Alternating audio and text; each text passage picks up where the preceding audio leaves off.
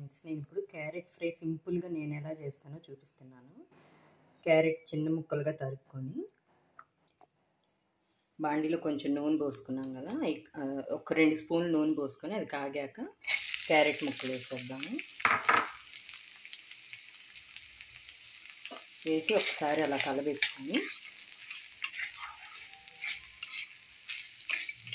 ఉప్పు కూడా వేసేద్దామండి. ఉప్పు వేస్తే తొందరగా మగ్గిపోతాయి. ఇదిగోండి ఫ్రెండ్స్, సరిపడినంత ఉప్పు వేసేస్తున్నాను. వేసి ఒకసారి మళ్ళీ కలబెట్టుకొని మూత పెట్టేస్తున్నాను.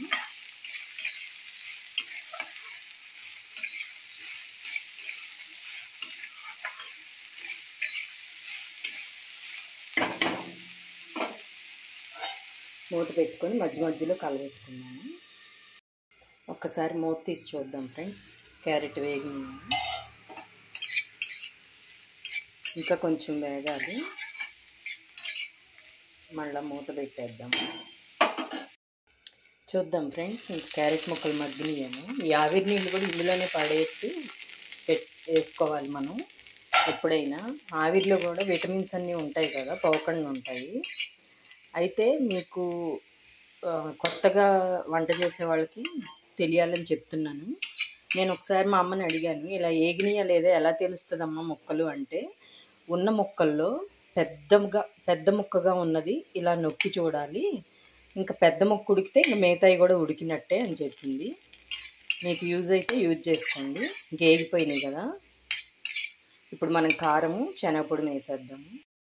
ఇదిగోండి ఫ్రెండ్స్, వెల్లుల్లి కారం వేసేస్తున్నాను. వెల్లుల్లి కారం అత్తయ్య చాలా బాగా వేస్తుందండి. నేను అత్తయ్య దగ్గరే నేర్చుకున్నాను. కొబ్బరి, వెల్లుల్లి, జీలకర్ర, ఉప్పు, కారం వేసి రన్ చేస్తాము. కొలత ప్రకారం చేస్తాను నేను. మీకు కావాలంటే అది వేరే వీడియో చేసి పెడతాను ఈసారి.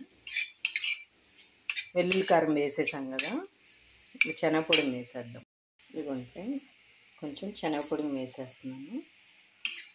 ఇంకా మొత్తం కలబెట్టుకుంటే ఇంకా క్యారెట్ ఫ్రై రెడీ అండి. టేస్టీగా ఉంటుంది.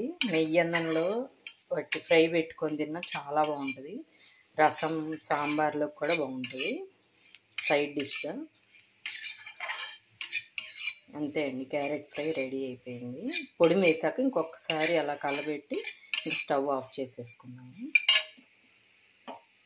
ఆపేసాను ఫ్రెండ్స్. ఇప్పుడు బౌల్లోకి తీసేసుకున్నాం. ఇదిగోండి friends, beautiful colourful carrot fry ready. నా క్యారెట్ ఫ్రై మీకు నచ్చితే, నా వీడియో మీకు నచ్చితే లైక్ చేయండి, షేర్ చేయండి, కామెంట్ చేయండి ఫ్రెండ్స్. Bye friends.